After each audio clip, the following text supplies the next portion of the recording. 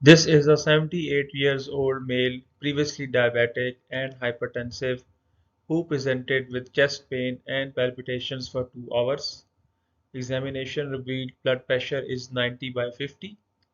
Chest and cardiovascular examinations were unremarkable. ECG was done immediately as shown in the next slide. So this was the ECG which was done when the patient presented with the vitals of blood pressure 90 by 50 with other examinations unremarkable. So what are you able to say in this ECG? Have a good look at this ECG and then we can discuss this further after few moments. Okay, so now I have given you few choices as well. So we have to do two things in this patient. We have to diagnose what is happening to this patient, and then we have to suggest the best management step for this patient.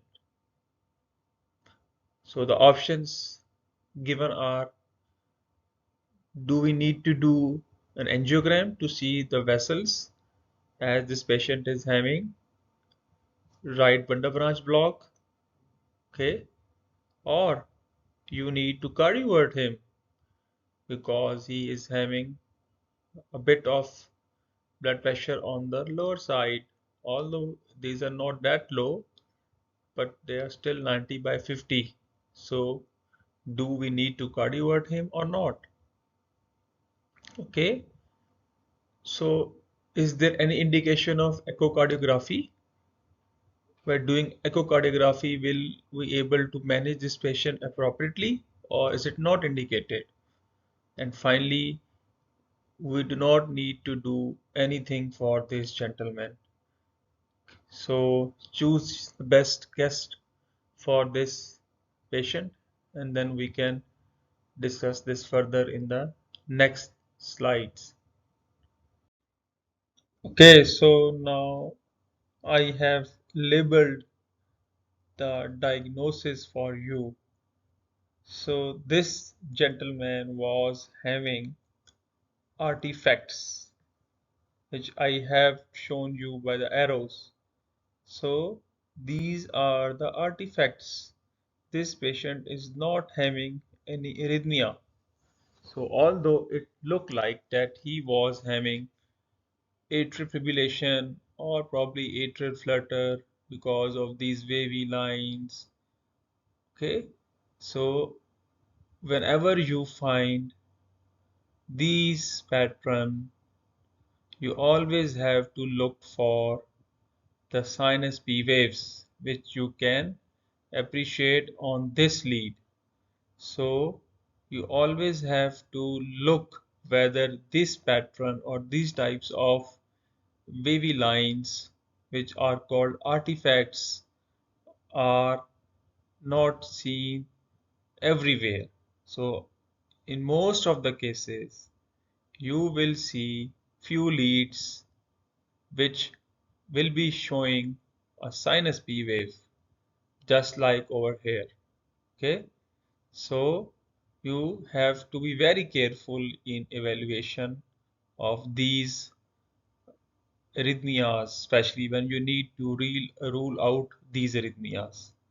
So always look for sinus P waves if you find these artifacts. Otherwise, you can erroneously diagnose this patient as having atrial fibrillation or atrial flutter. Okay, so now the best option in this gentleman would be that you do not need to do anything as these were artifacts. The patient was not having any arrhythmias. He was having perfectly sinus rhythm. He was also not that tachycardiac, and the chest pain and palpitations, these were not the cause for that. So you have to look for other causes, do further test, and further studies if you want based on the clinical assessment. So you see that these types of ECGs are oftenly seen in practice, and these can be very tricky if you kind of do not read all the 12 leads. Even a single lead can give you a myriad of uh, findings and may help you to reach the diagnosis, as in this case. We will now talk a bit about how to reduce these artifacts on ECGs. So you should try your every best to mitigate the artifacts on the ECGs. So you can see a lot of artifacts, but majority you can tackle it if you know what to do to avoid them. So I'll be discussing a few slides on how to avoid these artifacts. So first of all, sometimes the patients are old age, so you need to look out for the tremors, especially in Parkinson disease. So you have to identify whether this patient muscle tremor might be the cause. So you have to be setting the machine settings to that range which do not pick up the artifacts. So we will be discussing this in some other lecture, the machine settings, the ECG machine settings, how to deal it with it, especially in these types of cases. Skin preparation. So it's very important. So you have to identify whether there are hairs on the target site, just like shown in the picture. So we have to place the leads throughout the chest. So we need to rule out that the skin is not oily, there is no buildup of the debris, which can cause the impedance of the electrical signals to increase and ultimately affect the quality and produce artifacts. So skin preparation is critical when the artifacts are taken into account. Okay, so you need to shave the hairs, or you have to clear the chest with a good rub, especially with alcohol gauze pad. ECG electrodes should be of high quality because they have to conduct the signals, so they have to be properly attached, and they should be of high quality to gain high quality signals. So you have to use gels as well, and make sure that electrodes are fresh and the skin to electrode connection is considerable and properly placed on the right areas. The next point is the position of the cables or leads. So you have to identify the chest electrodes and the limb electrodes, and you do not need to swap them because this can again produce artifacts of different nature.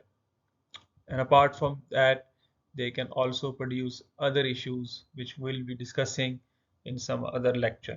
Okay, and so while positioning the cables, you should always ask the patient to remain stable and quiet and do not do any activity.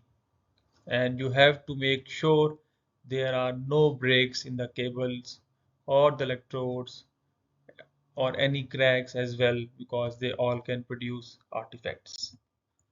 And finally, electrical interference. This is again a commonly neglected and not looked for parameter which can cause artifact.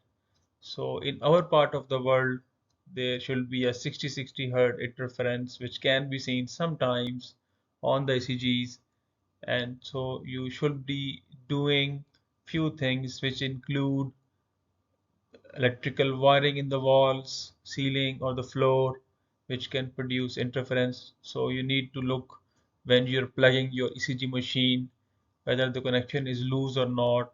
There is a proper grounding on the for the ECG device. Okay, so you always have to identify electrical interference whenever you find some artifacts. So these are the things which should always be looked for whenever you find the artifacts, and then you have to manage these accordingly depending upon the reason for these artifacts. So this was all for today. If you have any comments, you are most welcome to write them below and I'll be happy to answer those. Thank you for your patient listening.